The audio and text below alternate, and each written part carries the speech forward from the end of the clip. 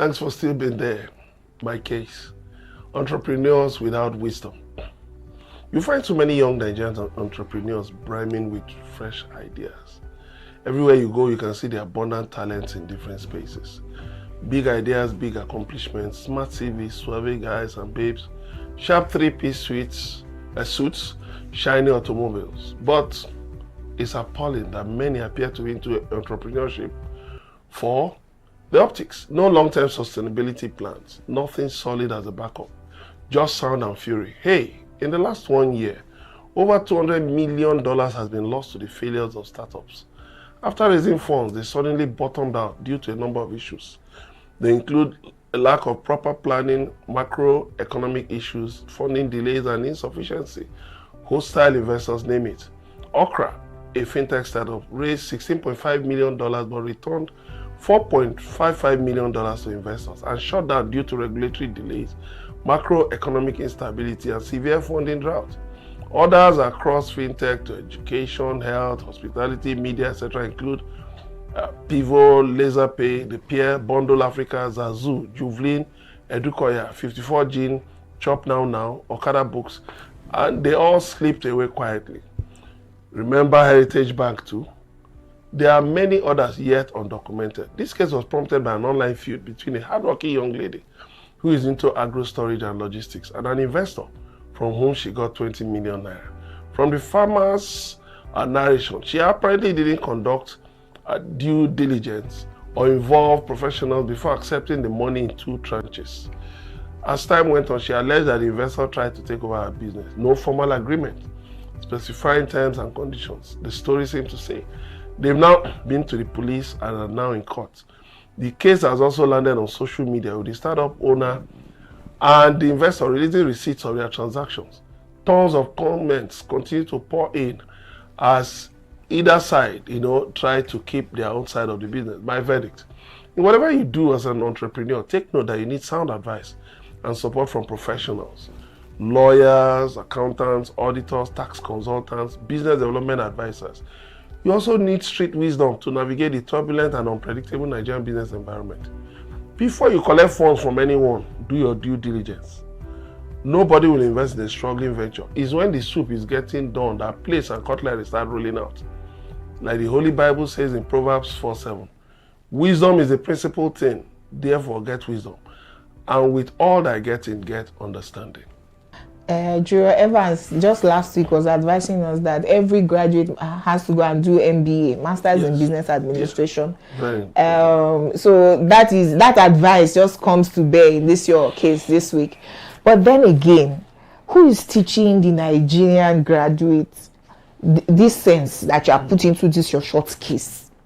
Because after going through our moribund, obsolete curricula, is it curriculum or curricula? I don't know.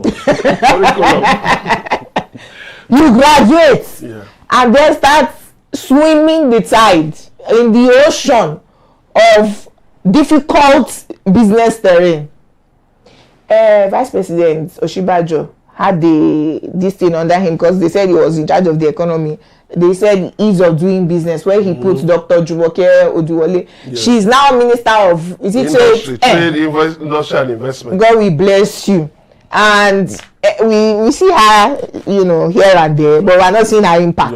Your BSc is not sufficient to run a business in Nigeria. My master's is not sufficient, sir. Yeah. So because you know why? And I have two masters. The work environment is so strenuous. You need an advanced degree to be able to think through power only. I say I have two masters. How will you sustain business just managing power? You need another degree to manage. How will you sustain manpower? Okay, human resources. Taxation, unko? So by the time you go, this young boy, Lagos State government asks you to come and pay 36 million naira. You open my say, ignorance. What did you call it? Entrepreneurs without wisdom. So he lacks wisdom. He is a serial entrepreneur, even though he does not know. He doesn't know. The serial entrepreneur does not know. Ignorance. So people like that, they need a lot of persons around them. You know, I have a friend who read accounting, and he says that he set up a small accounting firm for small and middle-sized businesses. Yes. You cannot just go and think that you can do it all alone. It's impossible. But you know the pleasant thing. FIRS gave my company a bill last year of 29 million naira. My own. They call me because I have an auditor, company income tax. But because I have an auditor who is a tax consultant, he was able to go and meet them and sort it out. So that was what my own I was showing. You don't even know. That means on your team. You don't have a tax. Lawyer, you don't have a tax consultant. You don't have an auditor. No, you don't have anything. Just collect money. It's just to collect dollars and so the taxman will be after you. No, of course you think that you are just online doing your own live streaming and just collecting your money into your account and you are okay. You don't know that even diasporans who are coming into Nigeria for 30 December, federal government is already thinking of taxing them. By January. Talk less of you who is domiciled in Nigeria. Entrepreneur without wisdom. Because Americans will tax you to everything. So other countries now adopting that tax model. Do you know how many taxes Nigeria has? You understand? No, our tax is not even that much. Oh God. Our tax is not even that much. No, with their money, they are consolidating them. I know. You will insure your property. I know the taxes. They are consolidating them. I know the taxes. It's my job. When you compare it to America or the United Kingdom, okay, don't compare. We are not really paying. In the United Kingdom, they will tell you two things are permanent: life and tax. They classify tax with human life. Don't compare. So we are still starting, and you know that no country can actually become very developed by just mineral resources and the rest of that. You need that tax. It's very important. But when you tax people, ensure that infrastructure is working. Because the reason the UK have the best transport system in the world, like practically you don't need a car in the UK. You don't need it for anything. You walk from your house to the train station, you take the train to anywhere you're going to. And it's cool. You don't need to be buying for paying insurance and the rest of that. Same applies to some part of the US, not all, New York and the rest of that. So we are in a system where business people most time in this country do what they call subsistence business arrangement, wherein it's about being able to pay rent, pay school fees, and then business is supposed to be more than that. We've seen businesses that have Can I quickly disagree with 200 years, 300 years. How many Nigerian business do we have? Apart from Alabuku, that have lasted for 100 years.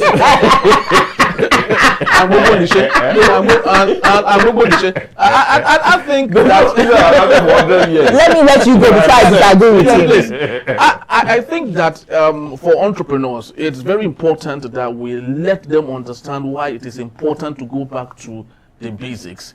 Right, the Igbo entrepreneurship system is a very textbook example of how you can start a business from nothing, literally nothing, and see yourself grow up. Now, there are 4 stages in business fundraising: bootstrapping, pre-seed funding, seed funding, and Series A. Right? Now, there are lots of entrepreneurs today who do not understand the rudiments of raising businesses.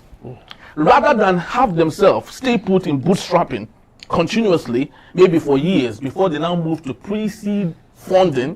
Bootstrapping is just collecting money from your family members and whatever it is, and see your business grow to a particular level before you start your pre-seed funding. But what we have today are Gen Z entrepreneurs who are so glean on looking at what their counterparts are doing in the United States. Yes. So once they start a business, they don't do bootstrapping. They move straight to pre-seed funding. And they sell it. And they go and they speak all the English, do their pitch deck, do their 60-minute speech or whatever it then is. They sell the company. You know, they are good English most of the time, right? Will make the investors say, oh wow, this is good business. And IT most of the time, people do not look at the traction and say, okay, because IT, they live in a bubble.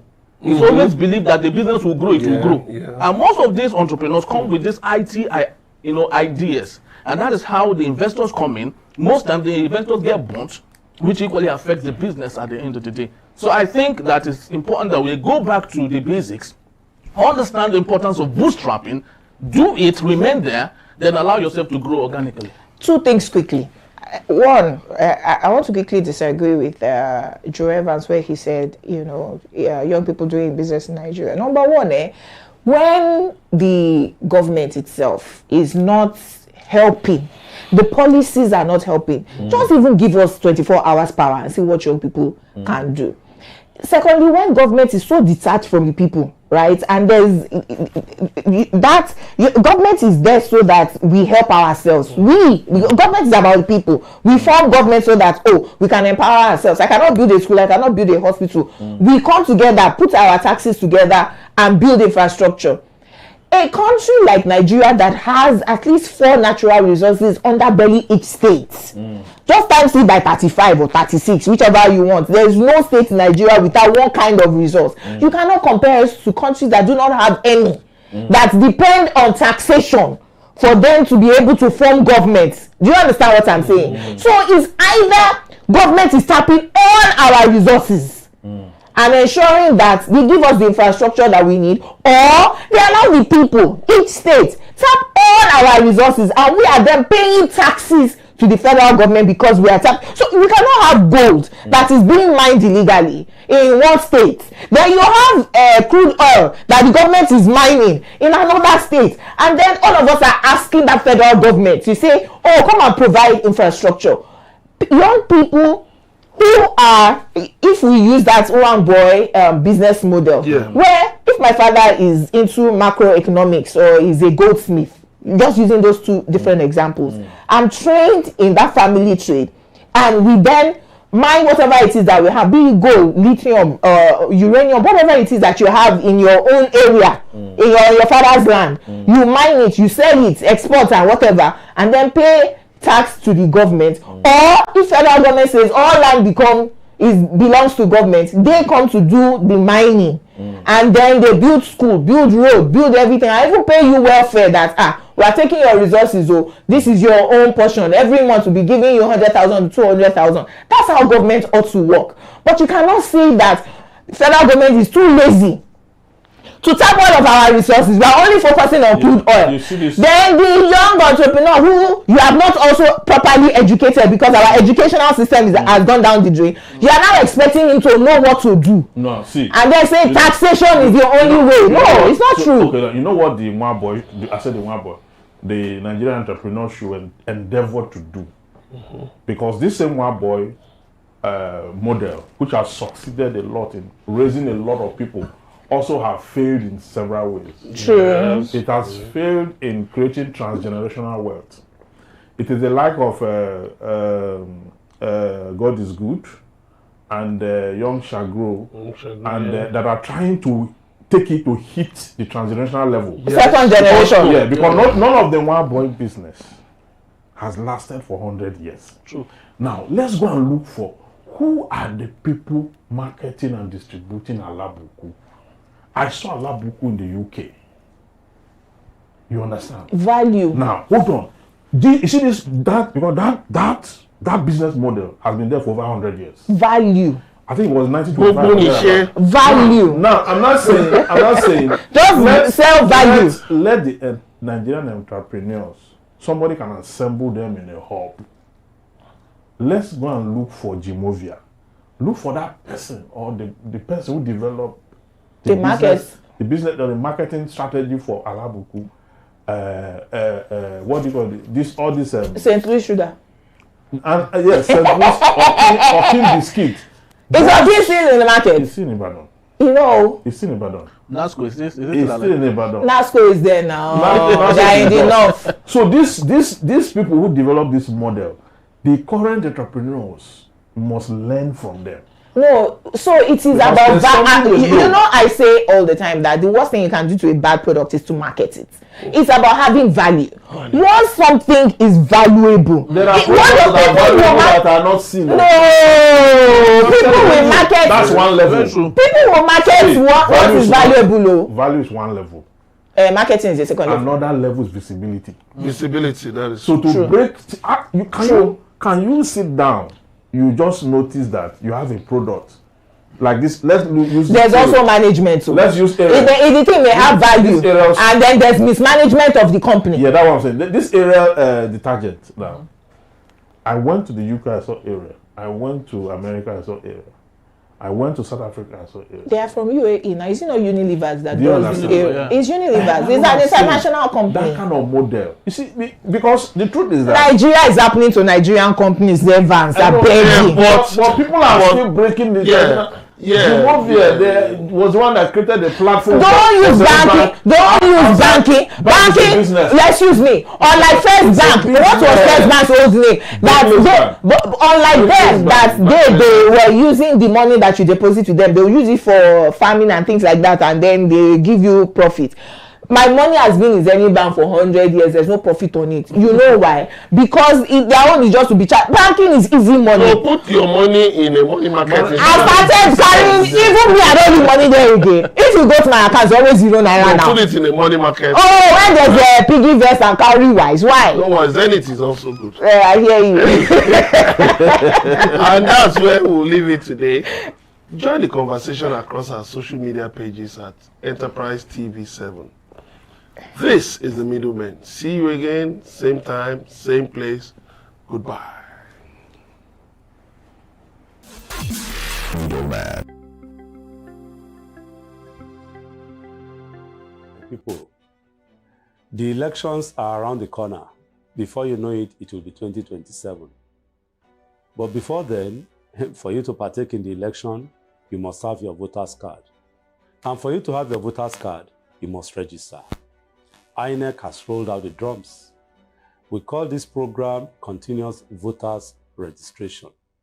And it is for you to register. This is to do that if you want to vote. And it's important that you take part in the process of voting.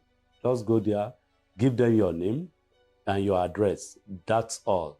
And of course, they will capture you, take your picture, and that's all. You are done. Within 5 minutes, you are done. And after that, when the time comes, they call it claims and objection time. That's when you look at it. They will paste all the results or the names of those that have registered all over the places. You will go to the place you register, check your name that is well spelled, and the information you've given them correct. And that's all. After some time again, they will tell you that your voter's card is ready. You go and pick it. That is all. Be a good Nigerian citizen. Partake in the process, because it's a duty imposed on you by Section 23 of the 1999 Constitution as a good citizen. And you will be better off by voting, because you have your mind that, yes, you voted right. I'm Wale Ogunade, constitutional lawyer, human rights activist, and president, Voters Awareness Initiative. Thank you.